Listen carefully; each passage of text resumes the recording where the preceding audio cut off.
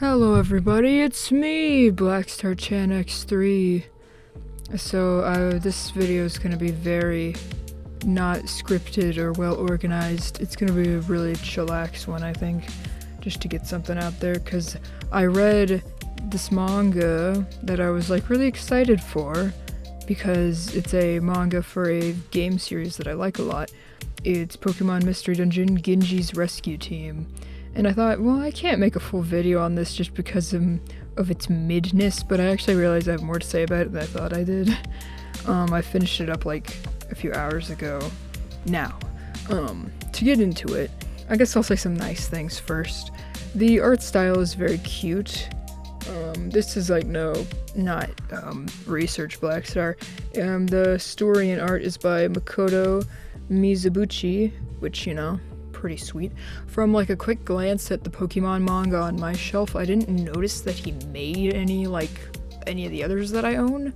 As far as I know, he hasn't made any other Pokemon manga that I've heard of, or at least like glanced at. I think he might have made the ones based on like the anime movies. I might be wrong. From like a quick glance on the book, it says as featured in the pages of Nintendo Power, so I guess this was a Nintendo Power manga. About the actual manga, I have a few issues. So okay, so it's a little under 200 pages long, and it's a one-shot. And usually I don't have any problems with one-shots because they're pretty self-contained, but you can really tell that it was this story is not a one-shot story because it's so vacant in anything. So the character department, Mudkip is a non-existent entity in this manga. I don't understand either of their characters. I just don't think they have any. Ginji himself is a human transformed into a Pokemon like in all Mystery Dungeon manga, which you think would be really cool and open itself up to some interesting questions, what he feels about being a Pokemon now, all the depth that has to be, your body completely changes. He turns into a Torchic. And it's oh yeah, that's gotta be a big old challenge. How does he use Pokemon moves? How does he learn how to do things? At least in this version, it seems to suggest that the lore is all over the damn place. They kind of seem to understand that people do exist. They know what humans are, which I think it's low-key implied in Mystery Dungeon. They know what humans are, but they really seem to know what humans are. And in Ginji's world, it's implied that they have Pokemon exist in Ginji's world, which is fascinating. The whole setup for Ginji is that he's this ding-dong kid who's he really has no character at all. He's comes back from school, looks around his room to try to looks around the house to try to find a birthday gift that his mom bought him because it's his birthday, and then bam, he's in the Pokemon world, and it's I learned nothing about this kid. And then Mudkip's this shy idiot who just causes nothing but problems and can't do anything by himself, so Genji's his crutch. But they don't explore that in my opinion, any meaningful way. It's just there. And then the plot, it's nothing happens. I think the only moment that felt anything was actually established was how there's this story or curse. Everyone's convinced that Genji's this cursed human because he's a Pokemon. They don't set this up very well, but they're oh yeah, Ginji, he's this cursed human guy who's now Pokemon because he did a bad thing 1,000 years ago, and he's a reincarnation, blah blah blah blah blah. And the point is that oh, the guy he is supposedly reincarnated from abandoned his Gardevoir, and there's this motif of oh no, the cursed human guy who got cursed by Ninetales, he abandoned his precious Gardevoir, so he's a bad human, and bad human can't be friends with Pokemon, and blah blah blah blah blah. So there's this moment where he doesn't abandon Mudkip, and I'm okay, that was all right. Emotional impact wise, it was fine. I just wish Mudkip had a point. Outside of that one scene, it's they don't really feel they have a proper friendship, I guess. It very much feels like Mudkip's just this annoying motherfucker who doesn't leave Ginji alone. And like Mudkip's motivations don't seem to line up with Ginji's at all. Like there's not like I don't believe that they're friends. And so like when he goes along with Ginji to go like find Ninetales, which like takes up most of the book, and then suddenly at the end they're just like, oh yeah, Groudon's a thing, and Gengar's the reincarnation of the one guy, blah blah blah blah blah blah, and he's evil for some reason, no real reason, just cause. Like, oh, it's so messy and like nonsensical. It's like, this is the epitome of it's for children, so I don't really have to like put a lot of thought into the writing, and oh, that just annoys me. And I only played like an hour or two into Blue Rescue Team / Red Rescue Team, like the remake of that game. So like, I can't say for how like accurate it is. I don't think it is though, because like from my reading to like what I actually played, like none of it translated outside of saving Caterpie, but like they don't even include like Caterpie's mom asking them to go get Caterpie. Like, because in the game that felt like impactful. It's like, oh yeah, me and my friend, my new friend, and my brand new buddy, who's like, I don't remember the characterization of the character from the game too well, like your partner Pokemon, but he's like, they're like this kind of skittish guy. At least I remember Journey of Skies or whatever way more, because the partner Pokemon is way more like fleshed out. But like this guy wants to be a rescue team person too, and they need your help. Like that's usually how it always starts from like the few Pokemon dungeon games I've played, where they're like, I need a partner to help me and blah blah blah, and then you do, and then yay. But like rescuing Caterpie felt very satisfying, because it was like, yay, we got him back to his mama. But they don't even include Caterpie's mom here. It was silly. And then like Torchic or Ginji never wears his rescue team like uniform thing, so there was never this moment of, yeah, they're really partners or whatever. Like it just kind of shows up at the end when he's a human as like his little remembrance that this wasn't just a batshit crazy fever dream. It's like, what was this? Also, Genji's character design when he's a human is garbage. He looks like Yu-Gi-Oh shit going on. It's like, and then his scar looks so stupid. Like, I'm convinced they only gave him a scar because they were like, yeah, we need something that identifies Ginji between his Torchic form and his human form. And I don't, and we don't trust the audience to just know that that is Ginji.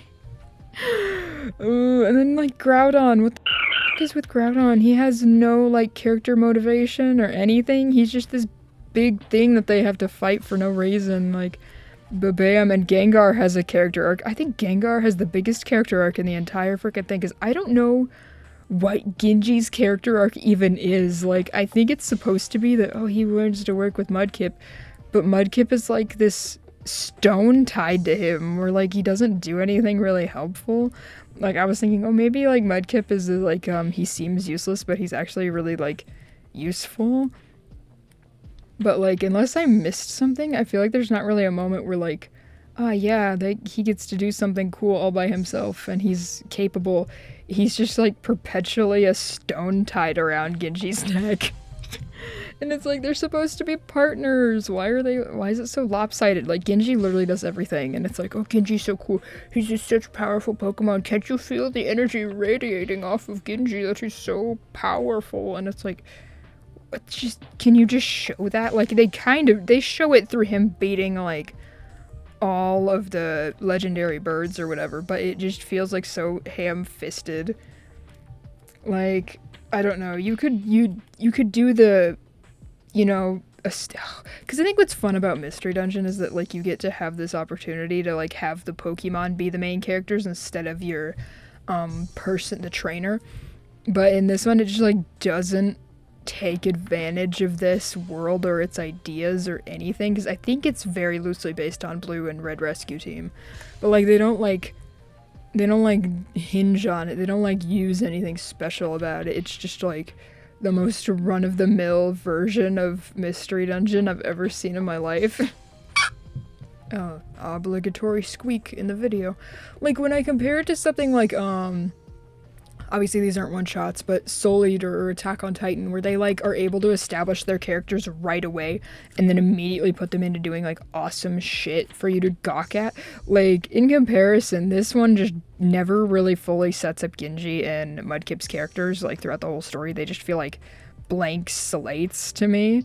And then like, oh, the dream sequence he has where he has like a nightmare where everyone at his school is getting like height tested, and then he's next and he's like, I'm only 1 foot tall because I'm a Torchic. Ah, like that's funny.